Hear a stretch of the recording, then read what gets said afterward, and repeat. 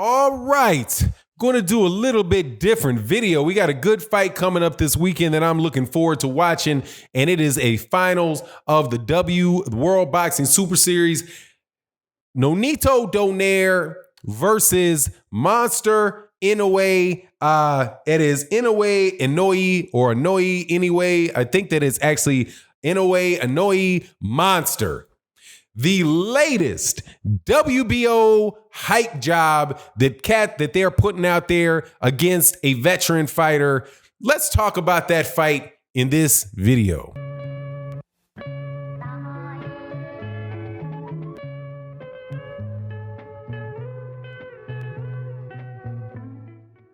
All right, welcome back to the channel, subscribers. If you are not subscribed, please subscribe, hit the bell icon so you can be notified of when we release more videos. And also, thank you so much to the Patreon community, the live stream community. Please make sure to be there on Sundays, 8 a.m. Central Standard Time, 9 a.m. Eastern for OG Boxing Talk with myself, my executive producer, Blood Boxing, KQKC Boxing, Curtis Anderson, and the great channel that you got to check out, Trap House Boxing, the newest member of the panel. All right, so let's get to this. Monster Inoue, Japanese dude fighting Nonito, the Filipino Flash, Donaire, and the finals of the World Boxing and the World Boxing Super Series for the bantamweight, for a unified bantamweight title. The WBA, the IBF, and the WBC belts are all on the line. So if you remember what I said in the preamble, it wasn't too long ago, you should remember, I said the newest WBO created hype job, Monster Inoue. And that's what he is. That's what he is. Now, I'm not saying the guy can't fight, okay? But this is a guy who's been on the pound for pound list since 2017, and the only guy that he fought in order to get on this pound for pound list, on like Ring Magazine's pound for pound list, is he beat Nieves. Nieves had just come off of a loss, and he had gotten a draw 2 fights before that, and like 6 before that he had a draw. It was the first time Monster Inoue had ever fought out of Japan. Okay, Monster Inoue is built. And the reason I say it's a WBO created hype job type of thing, I'm telling you it's the hype that I'm talking about, not the fighter. There are fighters that can be very, very good, but just have a lot of artificial hype around them, try and exaggerate what they're doing for the sake, in my opinion, for the sake of having their name get out there so that they can build them in the future. Monster Inoue is that type of guy, okay? Monster Inoue is a very good fighter, powerful fighter, all that good stuff. But look, man, he's coming from what is affectionately known as the Japanese weight classes, and he got a world championship fight for a major belt in his 6th fight. Minor belts, I think, in his 3rd fight. So his third fight was for a Japanese light flyweight title. After that, he fought for a kind of mid-level fight, and then after that, he fought for the WBO title. So of his 18 or 19 fights, let me make sure I get the 18 fights, all but the last 3 have been for a WBO title. Does that sound familiar to anybody? It's exactly what happened to Vasily Lomachenko, but with the exception that Vasily Lomachenko got a title shot in his 2nd fight. Same thing as you saw with Zhou Shiming. The difference is Zhou Shiming at the time, he flopped. Okay, he got his title shot very, very quickly. I do believe it was a WBO title, but he was either a WBO title or it was but it was definitely a top ranked fighter. So, you know, same thing. And so they put this guy up as being this great fighter. Now, with the only person he haven't beat at the time he became on the pound for pound being Nieves. Before that, he had fought absolutely nobody that outside of Japan, and nobody that was undefeated. Several cats, at least one cat that I can see with a losing record. Whatever, it's just how you build, but that's reasonable. You build somebody when they turn pro, you build them up with a series of fights that you think that they can win, that might give them different looks, and you move on. That's how fighters are built up. But what these guys are doing is they add on to the layer a championship, a WBO world champion, as if there wasn't all 3 other world champions, and that these whole weight classes, light flyweight, super flyweight. I mean, these guys, it just, come on, man. There's 2-3 pounds behind all these weight classes. But he's moving up.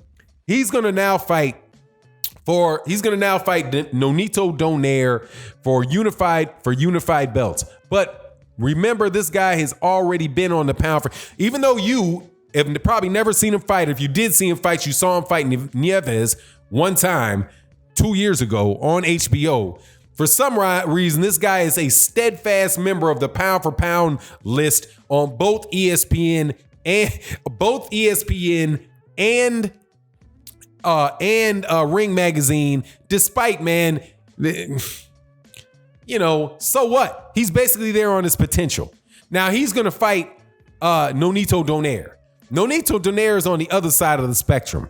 Nonito Donaire is a over-the-hill fighter who lost his best fight years ago when he was at the top of his game. Now, Nonito Donaire can fight, right? I'm saying he's over the hill because he's not the Nonito Donaire that was. And there's a lot of things that I really like about Nonito Donaire as a person. Nonito Donaire seems to be a very, very respectful, very bright guy. I think Nonito Donaire is an excellent example of a fighter and a gentleman.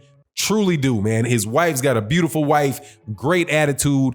He's a guy that probably could have got pumped up on steroids and did all the type of stuff that other people do to build up their names, but he didn't do it.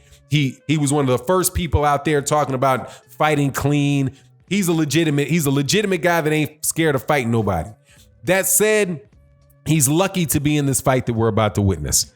Lucky, because the reason that he's there is because Ryan Burnett, who was the champion, threw his back out in the fight, and then subsequently retired because of the injury that he sustained, or that at least we witnessed in the fight with Nonito Donaire.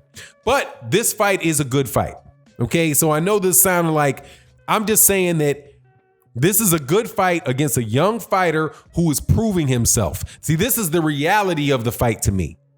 The reality of the fight to me is this is a young, unproven fighter in Inoue, and a proven veteran of the game, Nonito Donaire.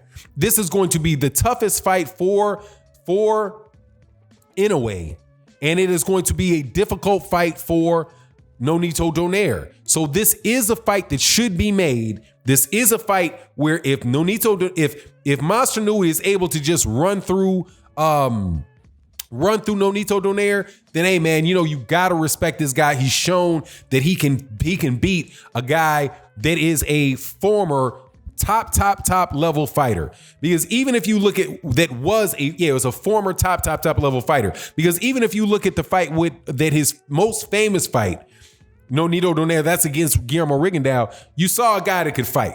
I mean, Guillermo Rigondeaux didn't just have an easy breezy time with him, but I mean, it's Rigondeaux at 122 pounds. Rigondeaux at 122 pounds is a prime, even though he probably was never in his physical prime by the time he turned professional, he's a monster. Nonito Donaire has already been in the ring with a real monster at 122 pounds. So he's not going to see anything from Inoue that he's not already seen.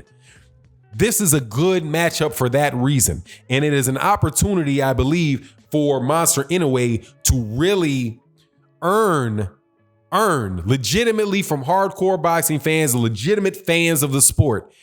Not the media machine that's already given it to him, but the people that are looking at him like, who is Monster Inoue and why is he on this pound for pound list? When you look at the ESPN, this is how I feel. If I look at it, and I'm a big time boxing fan, if I'm looking at your pound for pound list and I gotta wonder and do research on the people that you fought and figure out who they are, that's telling me, man, that look, man, maybe you're not so proven. Okay? If I have to, like, Nieves, yeah, he beat Nieves, and Who did Nieves fight before that? Oh yeah, Nieves is a good. Yeah, it was a good win, I guess. That was on the Superfly card. I'd never seen Nieves fight before that. Then I have to wonder about these guys, about whether or not these guys actually have the body of work to deserve the praise that ESPN and Ring Magazine are giving them. And that's because I pay attention to, and I think that's fair for me, and it's fair for people who are in situations similar to me, because we watch and know about pretty much every fight that happens. And we've been doing it for decades. So you can't in the welterweight division or in the heavyweight division, in the middleweight division, you can't just pop out somebody that nobody knows about. Even a fight like Jamal Charlo and Matt Korobov, people be like, oh, that's Matt Korobov.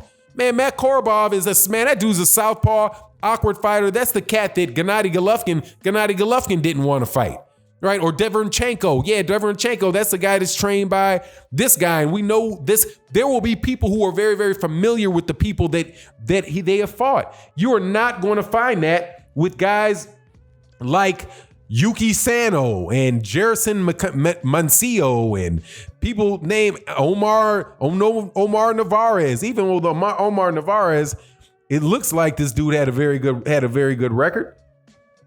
That was a good one. I guess I have to look to see him because he lost to Zolani Tite, but that's a good fighter. But he's 44 years old. He's 40 years old. I knew there was something to that. He was 40 years old when he fought Not Monster Inoue, but I don't know who these guys are. And I know many of the people that are voting on these things don't know who these guys are, because these fights are all taking place in Japan when we're dead sleep at night. Anyway, I'm still looking forward to the fight. And if Monster Inoue really does earn his, earn these distinctions that he's getting for being a pound for pound fighter, dude, I'll give it to him. Okay. The only reason that I'm not going to give him somewhere up in that list, right? If he's able to, legitimately beat guys that are difficult and not, hyped up journeymen themselves, is when he does it, we'll give him credit. The only reason I would take it away is if he tests positive for Cambuterol, or if he walks in the ring weight divisions higher looking like a silverback gorilla. If he does that, then I gotta say, nah, man, I know how I don't have to be Vada to know how the human body works. It doesn't work like that. Okay, you're not moving up 25 pounds against guys that are coming down from 200 pounds and muscling them around the ring.